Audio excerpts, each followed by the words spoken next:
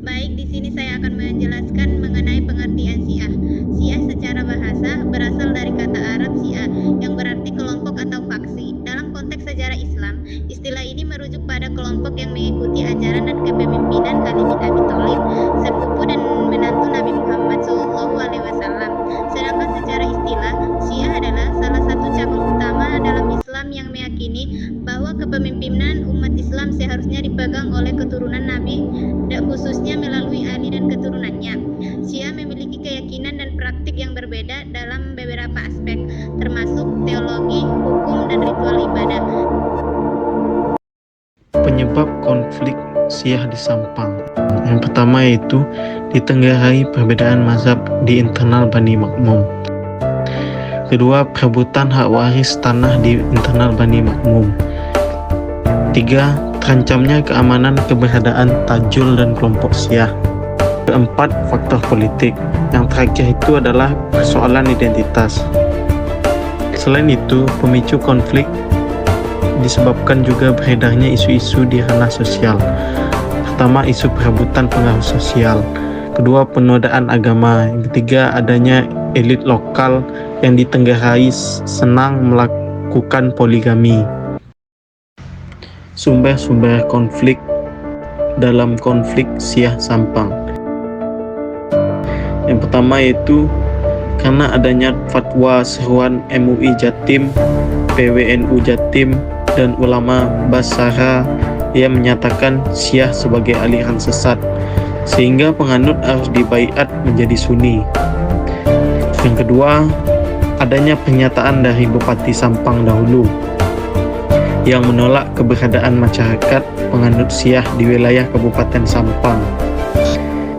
Yang ketiga, konflik pribadi antara Rois yang merupakan tokoh Syiah dengan Tajul Muluk diikuti oleh masing-masing pengikut secara berkepanjangan.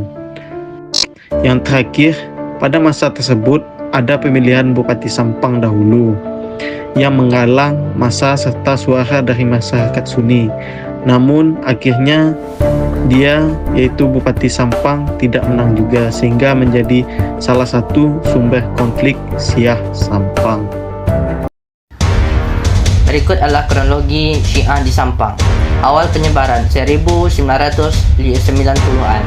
Pengenalan ajaran Syiah sekitar tahun 1990-an. Ajaran Syiah mulai diperkenalkan di Sampang, terutama melalui tokoh-tokoh yang memiliki latar belakang pendidikan agama.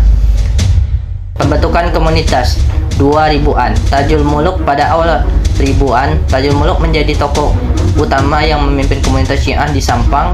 Ia mulai mengorganisir kegiatan keagamaan dan pembelajaran ajaran Syiah. 3. Konflik pertama 2006. Penolakan masyarakat muncul. Penolakan dari masyarakat Sunni setempat terhadap ajaran Syiah yang dianggap menyimpang ketegangan mulai meningkat, meskipun belum memicu kekerasan besar. Fatwa MUI 2011. Fatwa anti Syiah. Majelis Ulama Indonesia MUI Jawa Timur mengeluarkan fatwa yang menyatakan bahwa ajaran Syiah adalah sesat. Fatwa ini membantu situasi meningkatkan tekanan terhadap komunitas Syiah. Puncak konflik 2012. Kekerasan terbuka pada 26 Agustus 2012. Terjadi serangan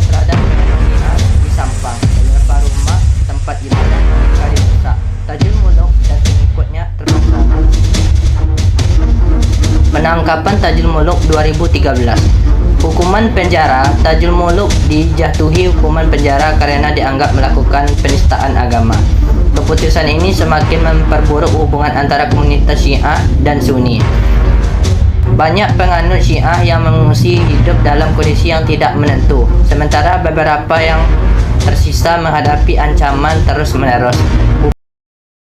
Dampak konflik Syiah di Sampang, yaitu kekerasan fisik. 1 orang tewas dan puluhan terluka dalam serangan, serta 49 rumah dibakar. Pengungsian. Pengikut Syiah terpaksa mengungsi hingga tahun 2020. Trauma sosial. Masyarakat Syiah mengalami trauma mendalam, menciptakan ketegangan yang berkepanjangan dan menimbulkan sikap curiga. Perubahan keyakinan. Beberapa pengungsi memilih untuk berpindah keyakinan menjadi Sunni demi kembali ke kampung halaman mereka. Penyelesaian konflik di Sampang. Penyelesaian konflik Syiah di Sampang melibatkan berbagai upaya, termasuk dialog antara pemimpin agama dan masyarakat. Pertemuan yang diprakarsai oleh Menteri Agama dan tokoh lokal bertujuan untuk mencapai kesepakatan dan rekonsiliasi. Namun, beberapa ulama menolak pengembalian penganut Syiah ke Sampang tanpa pernyataan kembali ke ajaran Sunni. Selain itu, pemerintah berperan sebagai fasilitator dalam dialog dan pembangunan sosial untuk menciptakan kondisi yang kondusif. Pendekatan berbasis komunitas diharapkan dapat memperbaiki komunikasi intra-agama dan mengurangi ketegangan di masa depan.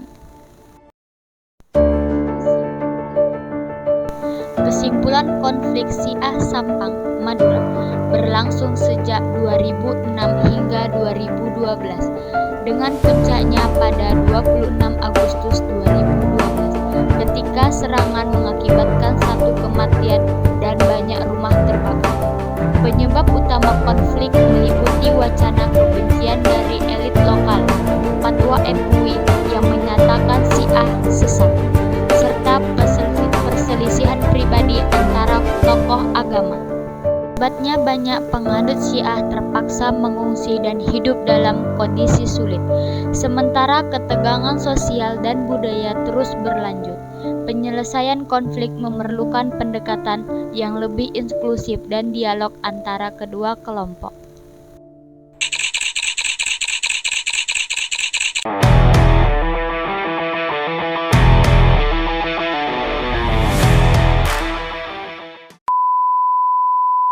Saudara, ratusan pengikut aliran Syiah mengikuti baiat bersama kembali ke Ahlus Sunnah wal Jamaah di Pendopo Bupati Kabupaten Sampang, Jawa Timur. Mereka yang sempat mengungsi usai terjadi bentrokan pada tahun 2012 lalu berharap bisa kembali hidup damai di kampung halaman seperti sebelumnya. Kesepakatan dengan para ulama di Sampang yang dimediasi pemerintah, para penganut Syiah berharap bisa kembali hidup damai dengan masyarakat seperti sebelumnya. Ke Desa Karanggayam, Kecamatan Omben, Kabupaten Sampang, Madura pada Jumat sore. Kepulangan para pengungsi Syiah warga Sampang ini menggunakan 2 unit bus sewa menunggu gelombang kepulangan berikutnya yang direncanakan akan dilakukan pasca Lebaran, sembari menunggu kesiapan tempat tinggal yang disediakan oleh. Sidang tuntutan atas kasus dugaan penistaan agama oleh pimpinan Islam Syiah Sampang digelar di Pengadilan Negeri Sampang.